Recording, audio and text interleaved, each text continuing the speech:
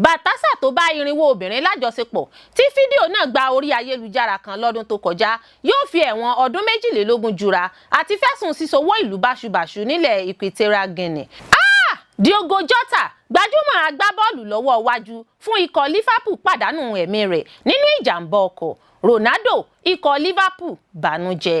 Ipò ààrẹ Nàìjíríà kò ní padà lọ sápá ẹkun Ariwa títí di ọdún 2031. Olóyè Olabode George ló sọ̀rọ̀ sókè bẹ́ẹ̀.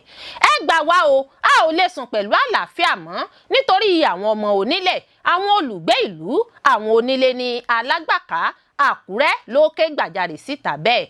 Omi tuntun rú lágbo òṣèlú Nàìjíríà. Aregbesola di adarí àgbáríjọpọ̀ ẹgbẹ́ òṣèlú alátakò ADC, ẹgbẹ́ APC ní kò séwu.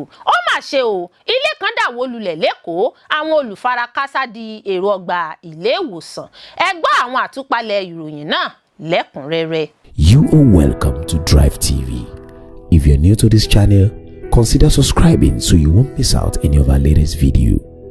Baltasar tó bá Irinwo Obinrin Lajosepo tí Fidio náà gba orí ayélujára kan lọ́dún tó kọjá yóò fi ẹ̀wọ̀n ọdún 22 Jura àti fẹ̀sùn sísowó ìlú báṣubàṣu nílẹ̀ Equatorial Guinea.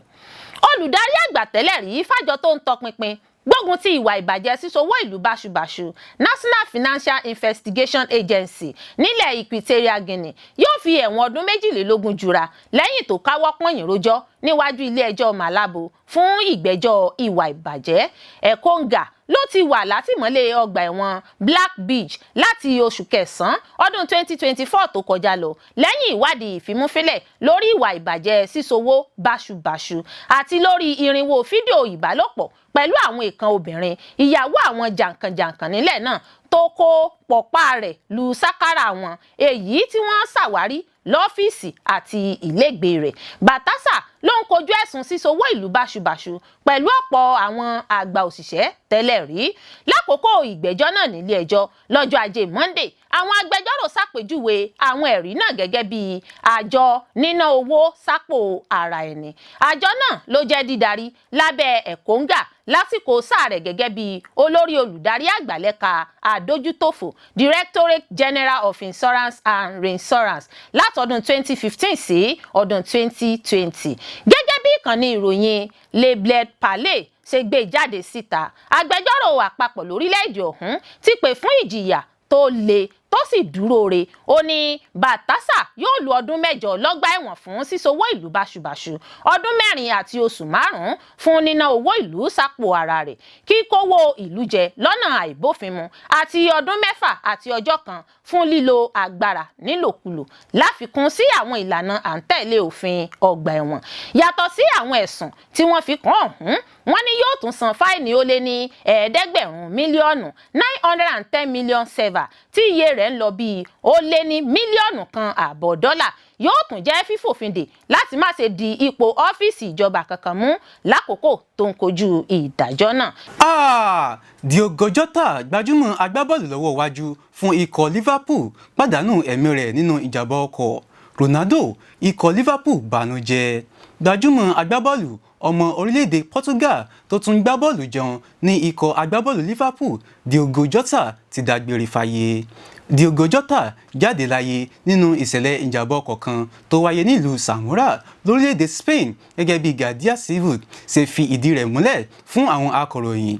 Ìròyìn náà tún fìdí rẹ̀ múlẹ̀ pé òun àti àbúrò rẹ̀ ló pàdé ikú òjijì nínú ìjàmbá ọkọ̀ náà. A gbọ́ pé táyà ọkọ̀ Lamborghini tó ń wà ló fọ́ lórí eré nígbà tó fẹ́ ṣáájú ọkọ̀ kan lójú pópó. Ọkọ̀ náà gbiná, àwọn méjèèjì sì gba ibẹ̀ kú. Ó mà ṣe o. Ìṣẹ̀lẹ̀ ikú Jota nínú ìjàmbá ọkọ̀ náà wáyé lẹ́yìn ọ̀sẹ̀ méjì tó ṣe ìgbéyàwó pẹ̀lú olólùfẹ́ rẹ̀ lọ́jọ́ 22 oṣù kẹfà ọdún 2025. Ààrẹ àjọ eré bọ́ọ̀lù lórílẹ̀-èdè Portugal Pedro ṣàlàyé nínú àtẹ̀jáde kan tí àjọ náà fi síta pé ìpòrúurú ọkàn tí kò sí fẹnusọ ní ikú Diogo Jota àti àbúrò rẹ̀ Silva lórílẹ̀-èdè Spain jẹ́ fún àjọ bọ́ọ̀lù gbígbá lórílẹ̀-èdè Portugal àti gbogbo àwọn olólùfẹ́ eré bọ́ọ̀lù lórílẹ̀-èdè náà. Ikọ̀ agbábọ́ọ̀lù Liverpool ní àwọn yóò sì dánu dúró ná láti lè bu ọ̀wọ̀ fún àwọn mọ̀lẹ́bí rẹ̀ lásìkò ọ̀fọ̀ ńlá tó ṣẹ̀wọ̀n yìí. Ronaldo tó jẹ́ ìlúmọ̀ọ́ká agbábọ́ọ̀lù lágbàáyé tó tún jẹ́ balógun fún ikọ̀ agbábọ́ọ̀lù lórílẹ̀‐èdè Portugal ṣàlàyé nínú ìròyìn kan tó fi sójú òpó ayélujára pé èyí kò yé òun rárá. Ó ní ṣèbí láìpẹ́ yìí ni gbogbo àwọn péjọ sí ikọ̀ agbábọ́ọ̀lù lórílẹ̀‐èdè àwọn tí ó sì tún jẹ́ wípé ó ṣẹ̀ṣẹ̀ ṣe ìgbéyàwó tán ni. Ronaldo ránṣẹ́ ìbánikẹ́dùn rẹ̀ sí àwọn mọ̀lẹ́bí Jota, ìyàwó rẹ̀ àtàwọn ọmọ rẹ̀ tó fi sílẹ̀ sáyé lọ. Ikú òjijì, ikú àìtọ́jọ́ kò ní ṣẹlẹ̀ sẹ́nì kọ̀ọ̀kan láṣẹ Elédùà. Ipò ààrẹ Nàìjíríà kò ní padà lọ sápá ẹkùn àríwá títí di ọdún 2031. Olóyè Olabode George ló sọ̀rọ̀ sókè bẹ́ẹ̀. Igbákejì alága àpapọ̀ tẹ́lẹ̀rí fẹ́gbẹ́ òṣèlú alábùradà PDP Olóyè Olabode George ti kọ ìyà sí ìgbésẹ̀ igbákejì ààrẹ tẹ́lẹ̀rí Atiku Abubakar, ààrẹ ilé ìgbìmọ̀ asòfin tẹ́lẹ̀rí David Mark àti àwọn ẹlòmíràn látinú ẹgbẹ́ òṣèlú náà tó ń fi ẹgbẹ́ sílẹ̀ lọ sí ẹgbẹ́ òṣèlú míì. Ó sọ wípé wọ́n láǹfààní láti fẹgbẹ́ òṣèlú náà sílẹ̀ o, kí wọ́n sì lọ dá ẹgbẹ́ òṣèlú míì sílẹ̀ tí wọ́n bá yàn láàyò. Ṣùgbọ́n Olabode jẹ́ kó di mímọ̀ pé ipò ààrẹ kò ní padà sí apá ẹkùn àríwá títí di ọdún 2031. Nígbà tó ń bá àwọn akọ̀ròyìn sọ̀rọ̀, Olabode bu ẹnu àtẹ́lu ìgbésẹ̀ igbákejì ààrẹ tẹ́lẹ̀ rí, ṣàpèjúwe wọn gẹ́gẹ́ bí ẹni tí kò lájú. Ó rántí pé nígbà ayé olóògbé Alex Ekwueme, ọ̀kan lára àwọn olùdásílẹ̀ ẹgbẹ́ òṣèlú PDP, díje dupò ààrẹ lẹ́ẹ̀mejì, ó fìdí rẹmi, ṣùgbọ́n kò tako òfin ìlànà à ń tẹ̀lé ẹgbẹ́ náà rárá bó ti wulẹ̀ kó mọ. Gẹ́gẹ́ bí George ṣe wí, wàhálà rògbòdìyàn tó ń rọ́ kẹ̀kẹ́ lágbo ẹgbẹ́ òṣèlú PDP ló jẹ́ ìdẹ́sí látọwọ́ oníkálukú tó ti gbèrò ní èròǹgbà tẹ́lẹ̀ láti fi ẹgbẹ́ òṣèlú náà sílẹ̀ tọpasẹ̀ ìpilẹ̀ṣẹ̀ rẹ̀ sí ìpàdé àpéjọ tó wáyé lólú ìlú ilẹ̀ wa l'Àbújá. Ẹ̀wẹ̀, ó tẹnumọ́ pé ìpinnu tó kẹ́yìn gbogbo ẹ̀ wà lọ́wọ́ àwọn olùdìbò lọ́dún 2027. Olóyè Olabode George tún bu ẹnu àtẹ́lu ìgbésẹ̀ lójúnà láti lè jẹ́ kí ipò ààrẹ padà sápá ẹkùn àríwá lọ́dún 2027. Ó ní kò lè ṣeéṣe o rárá bó ti wulẹ̀ kó mọ. Ó tẹnumọ́ pé ipò ààrẹ wá lè padà sápá ẹkùn àríwá tó bá di ọdún 2031. Ó sì ṣèlérí láti léwájú ìpolongo gẹ́gẹ́ bó ti ṣe ṣáájú. Olabode sọ wípé àwọn kò ní fa irú Bọ́lá Tinubu kalẹ̀ lẹ́gbẹ́ òṣèlú àwọn. Ó ní ẹgbẹ́ òṣèlú PDP yóò fa èèyàn oníwà rere, èèyàn dáadáa tó kájú ẹ̀, tó mọ nǹkan tí ń ṣe, tó sì tún jẹ́ olóòótọ́ èèyàn, ẹni tí ó ṣàmúlò àwọn ohun àlùmọ́ọ́nì orílẹ̀-èdè Nàìjíríà fún ìwúlò àti ìgbáyégbádùn aráàlú.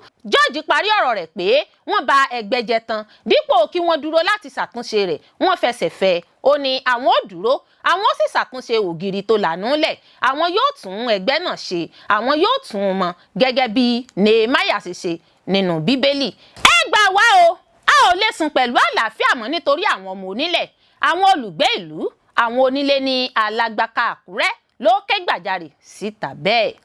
Oríṣiríṣi ló ń ṣẹlẹ̀ lábẹ́ ọ̀run yìí. Ó ṣeéṣe kí ọ̀pọ̀lọpọ̀ àwọn onílé ní agbègbè Alágbàká extension nílùú Àkúrẹ́ tí ń ṣe olú ìlú ìpínlẹ̀ Ondo di aláìnílé lórí láìpẹ́.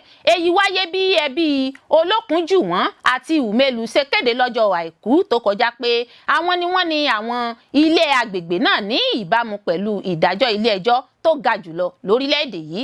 Nígbà tí àwọn akọ̀ròyìn BBC Yorùbá ṣàbẹ̀wò sí agbègbè náà, wọ́n ṣàfihàn bí wọ́n ti lẹ ìwé káàkiri àwọn ilé tó wà lágbègbè náà pé kí wọ́n kúrò lórí ilẹ̀ tí wọ́n kọ́lé sí tàbí kí wọ́n ṣe ìdúnàdúrà pẹ̀lú ẹbí méjèèjì. Àwọn onílé lágbègbè ọ̀hún sọ pé àwọn kò lójú oorun mọ́ báyìí àti pé ìdúnkokò àwọn ọmọ onílẹ̀ náà ti ń kó ẹ̀mí àwọn sókè, dá ìpayà ìbẹ̀rùbojo sọ́kàn àwọn. Lára àwọn tó bá àwọn akọ̀ròyìn sọ̀rọ̀ sọ wípé àwọn ò lè sùn dáadáa mọ́. Ó ní tí àwọn bá jáde kí àwọn tó darí padà dé, àwọn ọmọ onílẹ̀ náà yóò ti gbé ilẹ̀kùn ilé àwọn tì pa. Àwọn onílé, àwọn olùgbé agbègbè ọ̀hún rawọ́ ẹ̀bẹ̀ sí ìjọba kí wọ́n dá sí ọ̀rọ̀ náà, kí wọ́n jẹ́ kí ọ̀rọ̀ tó wà nílé ẹjọ́ lọ sí ilé ẹjọ́, kí wọ́n fi àyè sílẹ̀ kí ilé ẹjọ́ ṣiṣẹ́ wọn, kí àwọn ó mọ ibi tí àwọn wà. Alukoro iléeṣẹ́ ọlọ́pàá ìpínlẹ̀ náà, Àyànládé Olúṣọlá, bá àwọn akọ̀ròyìn sọ̀rọ̀. Ó sọ wípé níbàámu pẹ̀lú òfin ilẹ̀ gbígbà ti ìpínlẹ̀ tí iléeṣẹ́ ọlọ́pàá ìpínlẹ̀ Ondo ti ń ṣiṣẹ́ pọ̀ pẹ̀lú àjọ tó ń rí sí ọ̀rọ̀ ilẹ̀ ti ìpínlẹ̀ Ondo láti rí dájú pé òfin ọ̀hún fẹsẹ̀ múlẹ̀ tí kò sì ní sí ẹnikẹ́ni tó máa ṣe ìdájọ́ lọ́wọ́ ara rẹ̀ fún ìdí èyíkéyìí. Omi tuntun rú lágbo òṣèlú Nàìjíríà. Mark Aregbesola di adarí àgbáríjọpọ̀ ẹgbẹ́ òṣèlú alátakò ADC ẹgbẹ́ APC ní kò séwu. Omi tuntun ti rú, ẹja tuntun sì ti wọ̀ lágbo òṣèlú orílẹ̀-èdè Nàìjíríà lẹ́yìn tí àgbáríjọpọ̀ àwọn ẹgbẹ́ òṣèlú alátakò African Democratic Congress ADC yan ààrẹ ilé ìgbìmọ̀ asòfin àgbà tẹ́lẹ̀ rí Senator David Mark gẹ́gẹ́ bí alága fìdíhẹ ẹgbẹ́ òṣèlú náà àti Rauf Aregbesola gómìnà ìpínlẹ̀ Ọ̀ṣun tẹ́lẹ̀ gẹ́gẹ́ bí akọ̀wé fìdíhẹ ẹgbẹ́ náà. Lọ́jọ́ kìíní oṣù keje ọdún yìí ni ẹgbẹ́ ADC ṣe ìkéde àwọn olóyè ẹgbẹ́ ọ̀hún lẹ́yìn ìpàdé àwọn alẹ́nulọ́rọ̀ ẹgbẹ́ náà tó wáyé nílùú Àbújá.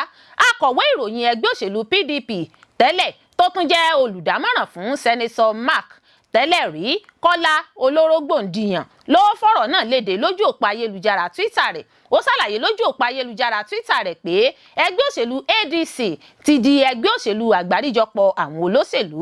Nínú ọ̀rọ̀ rẹ̀ lẹ́yìn tí wọ́n kéde ìyànsípò rẹ̀ tán, ọ̀gbẹ́ni Aregbesola sọ pé ẹgbẹ́ òṣèlú ADC gbọ́dọ̀ yàtọ̀ sáwọn ẹgbẹ́ òṣèlú yòókù ní Nàìjíríà nípa níní nǹkan kan gbòógì táwọn èèyàn yóò mọ̀ wọ́n fún. Ó ní ó fi fún àgbà lásán lọ́pọ̀ ẹgbẹ́ òṣèlú ní Nàìjíríà pẹ̀lú báwọn ẹgbẹ́ náà ṣe ń túká táwọn ọmọ ẹgbẹ́ sì ń darapọ̀ mọ́ ẹgbẹ́ míì. Aregbesola ní ọ̀pọ̀ ẹgbẹ́ òṣèlú ní Nàìjíríà ní ẹnikẹ́ni kò lè sọ nǹkan tí wọ́n dúró fún gan. Wọ́n kúrò láti ẹgbẹ́ kan sí òmíràn nítorí agbára, kì í ṣe nítorí aráàlú, kì í sì ṣe nítorí ìfẹ́ tí wọ́n ní sí orílẹ̀-èdè Nàìjíríà gan. Ó ní ẹgbẹ́ òṣèlú táwọn kò gbọdọ̀ rí báyìí, kì í ṣe irú ẹgbẹ́ báyìí lòun máa wà. Àwọn gbọdọ̀ jẹ́ ẹgbẹ́ òṣèlú tí yóò máa sọ nípa ètò ẹ̀kọ́, àwọn ní láti máa kọ́ ilé ẹ̀kọ́, àwọn tún gbọdọ̀ máa sọ nípa ètò ààbò fún aráàlú. Bákan náà ni ẹgbẹ́ ADC gbọ́dọ̀ máa sọ nípa ìpèsè iṣẹ́ fún aráàlú. Aregbesola ṣàlàyé pé àwọn nǹkan wọ̀nyí ní í ṣe pẹ̀lú ohun tí yóò ṣe àǹfààní fún orílẹ̀-èdè Nàìjíríà. Kì í kàn ṣe ọ̀rọ̀ ètò ìdìbò nìkan ní àwọn máa sọ̀rọ̀ nípa rẹ̀ bí kò ṣe ètò ìṣèjọba tó dára. Aregbesola ní iṣẹ́ pọ̀ fáwọn láti ṣe nínú ẹgbẹ́ ADC ní tòótọ́, àmọ́ ó gbàgbọ́ wípé ẹgbẹ́ ADC lè mú àyípadà ọ̀tun bá orílẹ̀-èdè Nàìjíríà. Ó ní iṣẹ́ tó wà níwájú àwọn kò rọrùn rárá, ó sì máa gba àkókò pẹ̀lú nítorí iṣẹ́ náà nílò ìfaraẹnijìn. Àmọ́ nǹkan tó ṣeé ṣe ni, nítorí náà ni òun fi béèrè fún àtìlẹ́yìn àwọn èèyàn. Aregbesola ní òun fẹ́ kí gbogbo èèyàn dúró ti àwọn bí àwọn ti bẹ̀rẹ̀ ìrìn àjò ọ̀tun yìí nínú ètò òṣèlú Nàìjíríà.